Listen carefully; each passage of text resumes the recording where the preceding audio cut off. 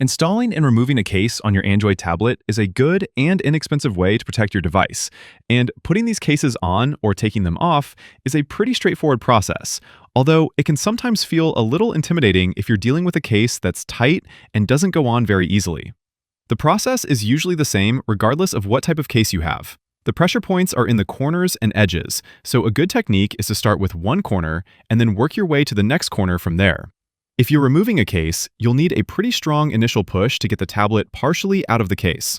Sometimes you can give the tablet a little push through the camera cutout, and sometimes I like to sort of hold the tablet from one end and then pull the case away from the device on the other end. Don't use tools. Your hands and some grip strength is all you need. Once you get one corner out, you can then gently pull the tablet out, and the case should come off nicely.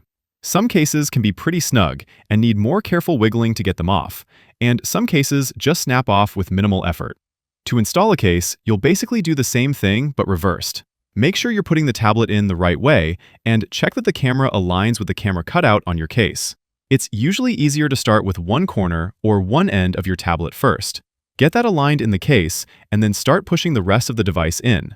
Make sure each corner gets nicely seated in the case. Sometimes it might look like your tablet is fully in the case, but a closer look will tell that one corner is still ever so slightly off. If you see corners where the tablet's display sits higher than the case, give it a push and make sure the tablet locks in and sits as deep as it goes. Most cases will have the edge of the case sit just slightly above your display. This way, if you drop your device, it'll be the case that takes the impact and not the glass of your screen. Which is also why it's important to make sure that your tablet is fully pushed in and none of the corners are sticking out. And that's how you install and remove a case. Click that like button if this helped and subscribe for more easy guides like this.